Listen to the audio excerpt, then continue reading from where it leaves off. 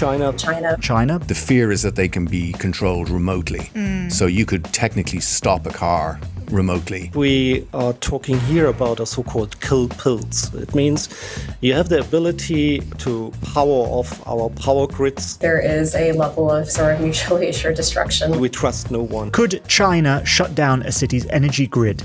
Could it snoop on a company's internet traffic or even spy on you in your own bedroom? The world is filling its power grids, homes and factories with connected hardware, much of it made in China. Let's go back a little bit. I mean, these things have been getting, the reason why we're worried and the sort of incidents that we're seeing, it was that China used to use various devices mostly for intellectual property, espionage and corporate espionage. This has now been accelerated recently, and part of this is because everything is made in China. So people are particularly worried about things like cellular Internet of Things, like chips, little robots modules with internet in them and that kind of thing, like the vacuum cleaner or other devices. I mean, there's That's also the network infrastructure technology. I mean, we remember this whole scandal around Huawei making 5G base stations and governments kind of rolling that back a bit. Yeah, and this is because nowadays a car is essentially a computer, for example, you know, everything. And so you have these little CIM modules which are put into the car, and basically the fear is that they can be controlled remotely. So you could technically stop a car remotely. And that's obviously a big fear. So if you buy your BYD car or your Chinese car or whatever, then the fear is now a lot of Western governments have is that it could be used this way. Another big area is solar technology. We've seen solar inverters with communication devices in them, which means now solar energy is connected to the grid.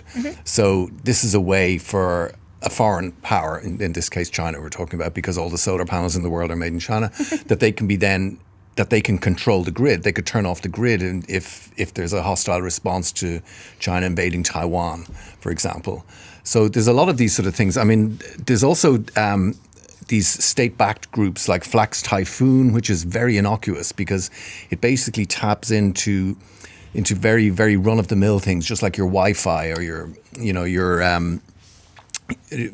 anything, just really nothing major. It's so difficult to track, and if you do 60,000 of those at once, suddenly you can control a whole network, as Daniel was mentioning. So it's really the way that things have kind of escalated, and we're seeing these events now more and more often. And then looking ahead, there's the really scary angle, because AI means that a lot of this can be done on a huge scale, that you can basically launch malware at a rate and at a volume that no human can ever stop. Just like a Thanos snap kind of situation. That's it. That's Thanos. It's really it's interesting to see how things have kind of sort of developed over the years, you know, because it was just with people, you know, stealing secrets for, you know, a new semiconductor, you know, but now it's become much more of a security almost issue. offensive, in theory. Yeah, in theory. Yeah, and talking about those robot vacuum cleaners, there was this one white hat hacker who managed to break into some Chinese-made robot vacuum cleaners where he could just see through the cameras and see in people's rooms. Wow. So pretty scary stuff. It is going to be challenging to completely build an impenetrable network of technology, both upstream and downstream, because of at the core the reliance on China for critical minerals and rare earths that compose a significant part of the upstream.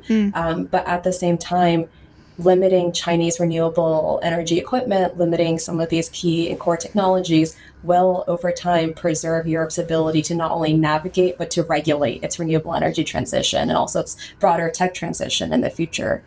So there are ways to start building that resilience, again, by working across public and private sector, by working with allies and partners to start to build and to regain competitiveness, and also to invest in Europe's domestic competitiveness, so that in the future there is a network of trusted vendors and of alternative suppliers if some of these challenges and risks become greater. Yeah, and I guess it's a sliding scale, and so they can't just overnight just become fully sovereign. This is something that you, Cassandra, spoke about with software as well. Like France is trying to shift away from US software. So it's something that happens along the spectrum somewhere. And Mirko, maybe you could just let us know what would be the consequences if we trust tech from other places from outside Europe, including China, but maybe the US as well, and they wanted to exploit potential issues in this hardware. What would be the consequences?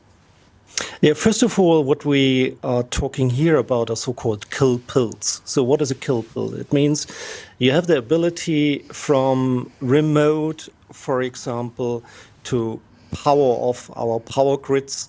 If you send a command, for example, to all the inverters in Europe which are accessible, or to all wind turbines which are under your control. I mean, that's one of the scary things we are talking about. So can send someone a kill pill to our energy grid, and by that causing a blackout. And now the answer is, in theory, yes. Because there are so many inverters now installed in Europe, and that's, by the way, a result of the success of renewable energies, which is great. But however, it means that you have inverters which are connected, or the success of wind turbines. That's all good. But what we need to consider is, by that, we are getting vulnerable. And because we're getting vulnerable, because it's just expanding our digital attack surface. And now the key question is there an intention by a foreign actor, for example, like China, to use this access to hardware to enable a kill pill? And this is, at the end, it's a theoretical question. And on the other side, it's something which naturally is part of a digital surface. There is no possibility to avoid that someone who can deploy digital equipment to you, to your country, or to Europe, that this will be not misused, even by a nation state actor or by a criminal threat actor. So I think the key topics here is about how many equipment from single vendors or single origins we have in our infrastructure. And that's a good question, because we know that Chinese equipment has been heavily sold in the renewable industry. And maybe it's a good way to think about that we should more distribute our infrastructure towards vendors, of course, from outside, but as well from Europe. And this is something I would strongly claim that we should think about for critical components, that we have more vendors from Europe serving their equipment to Europe, because that's trustworthy, and we have a control how this equipment is produced. Diversifying the risk. Yeah, not putting all your eggs in one basket, so to speak. But part of the problem here, Mirko, is that China is the best, or at least the most price competitive, at making some of the things that the world needs. So of course we can't just lock them out, and of course you're not saying that. But it makes me wonder: do you trust Chinese technology? And if not, what would it take to have your trust be in them? First, as a security researcher, and we did many research on energy component equipment, we trust no one. To be honest, that's not only a Chinese topic. It's every equipment is vulnerable. And the question is, really, we trust no one. So you're not a trust but verify kind of guy. So at some point you have to trust, right? Because you have to buy from someone. Exactly, and I have as well a solar inverter in my house. So, but my inverter is from a German vendor, by the way, which is, and now it comes. It's more expensive, and you tipped into the finger in the right wound here, because if you look like why is China so successful on particular industries to distribute their components, it's a question of pricing. So they had a program where they were really trying to support their industry to offer European infrastructure, the equipment for very low prices, and maybe not in a fair, competitive way. And this is a way how you can spread your equipment into the digital European single market. And that's for sure maybe a strategy, I would say, not only from an economic perspective, but as well from a perspective that you are getting a better insight into the digital layers you are serving. And by that, of course, the telemetric and the data, which you can maybe use as well to plan your own strategic or to optimize your own strategic plans, let's say it in that way. But Mirko, there is, of course, this paranoia, which is actually justified if you think about the US and the Snowden leaks, which is that just because it comes from your own government doesn't mean that you can trust it. And, you know, there's, of course, the argument that, well, in Germany, there's a bit more of a robust law around what the security services are allowed to do or not. But in the end, it's hard to have any sort of transparency on that. Doesn't that still worry you? Yeah, no, what worries us is, for example, if you look, there's a lot of equipment out there in the energy sector. Let's take, for example, charging points, private charging points, solar equipment, stuff like that, which has been sold very cheap or which is sold very cheap. And that's, of course, often equipment from China. And what we see is, of course, that there are, for example, less good security practice in the products itself. So many of these products are highly vulnerable by production, maybe not by design, but highly vulnerable by production because there was less security awareness from the vendors in there. This will change anyway because we have in Europe now the Cyber Resilience Act, which puts into place very strong measures on cybersecurity for vendors, and this should protect us if we buy new equipment, that this equipment has a low cybersecurity.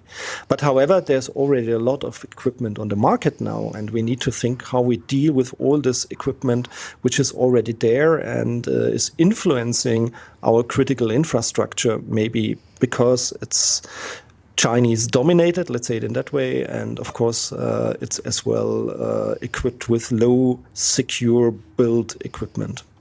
Okay, and Claire, I've spoken to a few leaders at tech companies here in Germany. So one of the board members of SAP and of the digital industries chief at Siemens, who have said we are offering solutions for increasing European digital sovereignty. You can host your data on a server that is based in Europe, but still the chips for those servers are made in Taiwan. The AI models that are often being used come from the US. Is it just a fantasy, the idea that you can truly have digital sovereignty in Europe?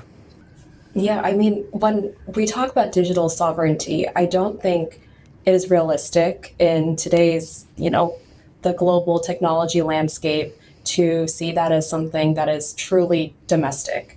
Any sort of sovereignty is going to be achieved, again, with allies and partners, with trusted vendors. That could mean Taiwan, that could mean the United States, other European countries, for example. And we are going to have to lean on each other to be able to build an ecosystem that can replace what China has already started building across all of these different countries. Even if we have like a partnership with Taiwan, the supply chain is still vulnerable because China could go to war with Taiwan, and then suddenly those supply chains can be cut off. And I'm not expecting a sort of miracle answer here, because also these CEOs basically said you cannot fully become sovereign because we live in a globalized world. Supply chains are enmeshed, and all of those supply chains end up, if not in China, then involving China, that they could be affected by China or vulnerable to Chinese action in some sort of way. So I don't even know what the question is. I'm just kind of a bit, should we all be worried about having these globalized supply chains? Is it just an inevitable thing that we're dependent now on each other and there is no way out of it? Or should we actually be panicking? Because with one political decision, then it could be very difficult for Europe in the future. Maybe I can give you an answer on that. Maybe just I can give you an answer on it. Of course, it Mirko, should be then worrying Claire us. afterwards, sure. Yeah. Maybe, of course, it should worrying us. Because there's all these interconnections and dependencies. And if you take the digital layers, on the hardware layer, it's China. On the software layer and AI layer, it's US. From a European perspective, to be honest, that's not very, very comfortable because you have to deal with all these parties. However, there's as well a chance in there because as everything is interconnected, it's not so easy just to put your kill pill card on the table and use it because everything is interconnected. So if you switch off a large industrial company like SAP or Siemens, it will affect your entire global supply chain in all these countries. So you see, it means in 2 words, even if there is a threat in this interconnection, it doesn't mean that an actor could use this opportunity without getting heavily own damage. And by that, I think that's the good with all this interconnection. And I'm looking forward to your answer. Yeah, Claire, what do you think about all of these choke points, vulnerabilities in our globalized supply chains? I mean, I agree with Mirko, right? There is a level of sort of mutually assured destruction when you're talking about some of these companies that power essentially the entire world.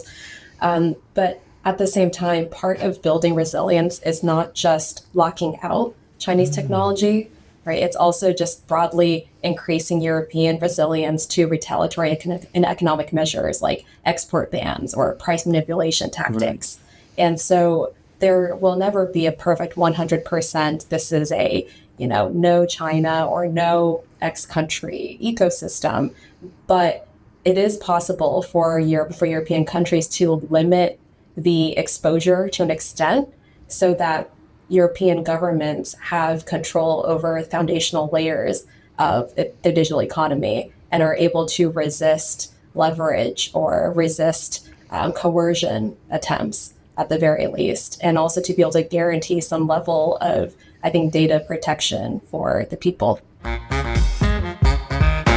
Hey YouTube, that has been just a sneak preview of our show, The Dip. And if you want even more and to just listen to us go on about all kinds of subjects, you can check out the playlist where you can find all of our videos. Or you can check the link in the episode description or scan the QR code that's appearing on your screen right now to find out more of our episodes. But until next time, thank you very much for watching The Dip. Dip. Ciao for now.